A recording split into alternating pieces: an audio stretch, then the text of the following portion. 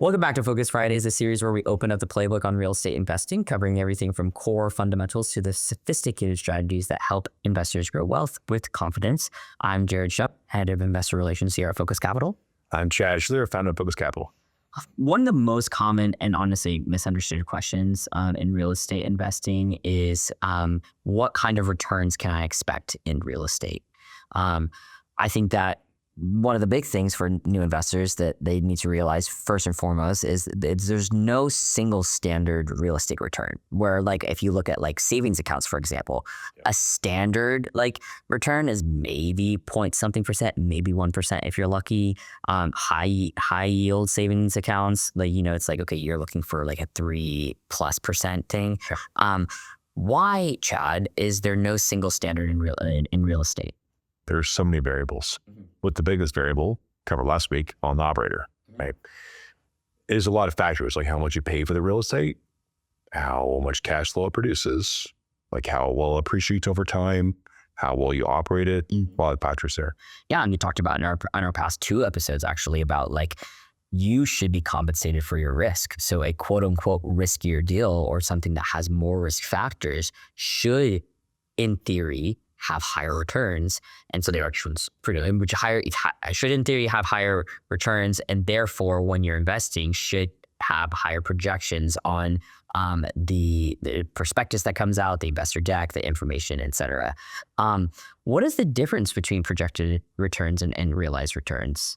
It's just simply the ones that are projected are the ones that you lead with initially. Here's what we think the business plan is going to do. Here's what we think it'll produce or project over the 3 to 5 to 7 years. Yeah.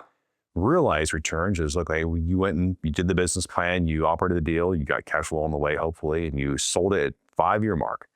What did you actually make on your investment? What was the realized return over that 5-year period of time? Yeah, I think a big thing that affects those projected returns and those expectations are the type of strategy of the deal. When we speak about strategy in real estate, the 3 kind of main deals, especially the ones that we do, are core deals, value add deals, and then there's the opportunistic / developmental deals. Yep. We want to talk a little bit about what the difference is in those 3 and then go into how strategy affects expectations. Yeah, absolutely. I mean, start at the very top, from risk to highest, lowest.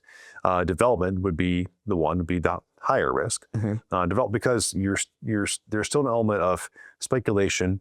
You still have to build the property, maybe get entitled, do the groundwork. You have to ensure that you're going to build it in the amount of time you thought you'd build it within timeline. You have to make sure you can build it for the cost or lower than you thought you had to build it for.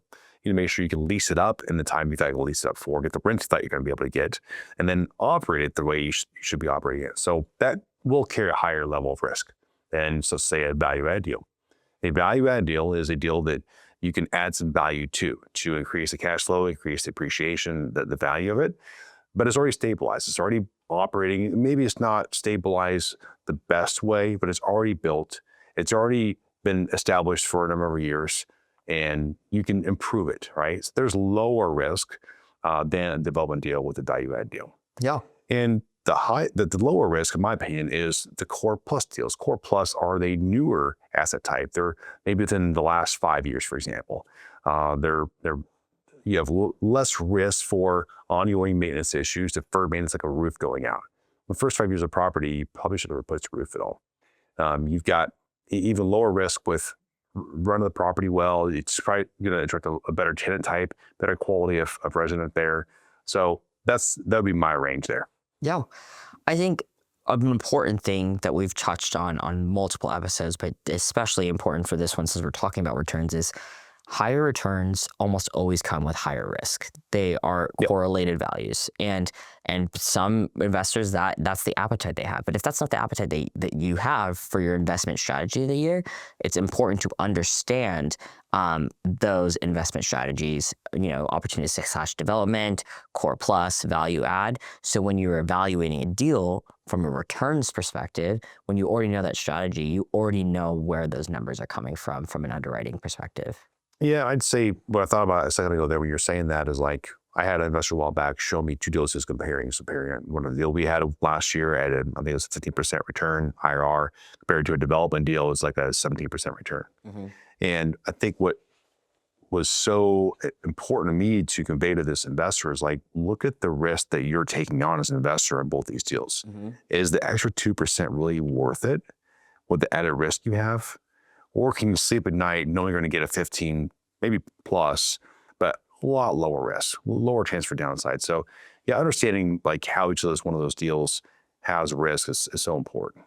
Yeah, let's talk about something that gets conflated a lot or confused is what total return is versus cash flow. Not every deal has cash flow. Not every deal has distributions, but can you talk a little bit about when you're looking at, you know, a deal deck or a potential investment, where those numbers come from and what that means for an investor? Yeah, a total return again is like, okay, you invested $100,000 in a deal over a 5-year period of time. Between your cash flow and appreciation, your gain in the sale, you got back 200K. Well, that'd be a 2x multiple on your money, right? That was your return was 20% per year over a 5-year period of time as an average. The cash flow is the money you receive as distributions along the way. And normally cash flow may only represent maybe a third of your overall total return, maybe a half, but probably a third to a fourth of your overall return comes from cash flow, because most times the largest part of return comes from the gain on the property we go to sell someday. And so on that deal that you were talking about, that hypothetical deal, like let's say that you invest 100 grand, you know, at the end of 5 years, you get 200 grand. Then if you get 200 grand back, then the exit event, you got 100 grand from that. So that's where your 2x multiple is. But then you have to add in and factor in any distributions that you got over those 5 years, and that would be your total return number. So you're, for fast maths on the back of the napkin, there is 2 ways for investors to get paid out. It's the cash flow side of things and the liquidity / exit event at the end. Refinance as well. Refinance as well. And those are the ways that you would have to affect. And so if people are talking about IRR, or like they're talking total returns only, and you need to also know if cash flow returns are factored in there, and how much, like you were saying, how much of the total return is dependent on the distributions that they are projecting to have.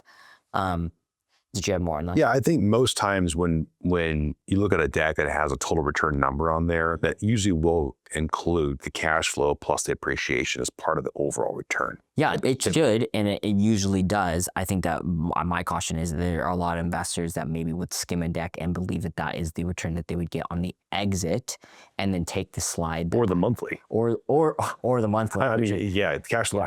Yeah, but there's a lot of newer investors that maybe, especially if they're not all on the same page from a sample investment return, we put all of ours on the same slide, but if they're on separate slides, when they look at their total, if it's not labeled correctly, if it's not very clear, there are the scenarios where an investor thinks that their total return at the end is really just that exit event, and they aren't factoring in that the operator's factoring in those cash flows. And so they're thinking, oh, well, if I'm at a 2.37, multiple, which is a really real number on one of our deals, like, then if I put it in 100K, then I'm going to get 237K. That means that when they sell, I'm going to get my total, my invested capital back of 100K. And that means that I'm going to make 137K on this deal.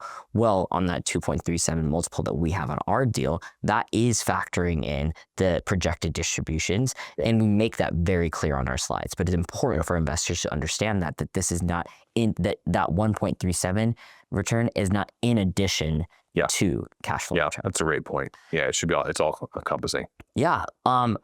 Why does consistency beat home runs when it comes to investing, and especially when it comes to returns? Yeah, I've never bought a deal, and I think most people would feel the same way for the most part. I've never bought a deal thinking this is a home run deal. This will be a home run, and then it was a home run. Like, you have to go into this thinking we're gonna go buy doubles. Yeah, we're gonna plan for doubles. Some might be triples, a lot might be doubles. You might have one home run, you might have a single, you might have a loss here and there over the next 30 years. But plan to go find doubles, and that way it's a more conservative, more just consistent business plan. And if you operate them well, things will go on your side. Kind of back to last week's episode about us leaving 4 or 5 different buffers to be more conservative in the underwriting, right? If now those things actually go to plan like they should have, like they were supposed to, and they beat your estimates that were maybe dialed back a little bit, that's when those deals can become home runs. Because things do happen to where you're like, holy cow, like we got higher rate we thought we would get on the property, or cap rates compressed, or got a tax appeal, and whatever. So plan for doubles and operate well. Yeah. I think something that I would like to remind investors, not a caution, but remind investors, is that underwriting is a model. It's not a promise. I like to often say these are projections, not promises. And while the more experienced operators have more accurate projections, they're never guarantees. Any investment outside of real estate, any investment in period is not a guarantee. And if you are looking for a guarantee, you need to go for an FDIC insured account that is going to give you like X%. You know what I mean? And so, and that if that is your appetite, if that is your risk appetite, that's totally fine. This is not the game for you. But like we said earlier, higher risk, hypothetically, in theory, higher returns. And so what you should play if you have appetite for some risk, for some for an investing side, is how much appetite, how much risk do you have an appetite for? And then going back into those value strategies. But I think it's still two things, man. I think it's still what's your appetite for risk and how much you want to accept, but also what's the chance for upside with the operator you're going to partner with too. Because you could be looking at a deal that's going to say 13% IRR or whatever, or 50% average in return. But if they've always outperformed the last 30 deals, like they're always going to dial them back and just be very conservative going out of the deal. Yeah. I mean, but where is there an advantage in that? Where is there an advantage of like, hey, the past 5 deals, they have a realized, return of, let's say 19% over the past 4 exits, right? But every single one of their deals, they underwrote and projected 14%. At what point should you as an operator, and then should you as an investor, so this is a 2-part question, should you as an operator be like, we should just project at 16, and if we're consistently hitting 19 across the spread, like where is that? We talked about underwriting, like where is the advantage and disadvantage of being too conservative?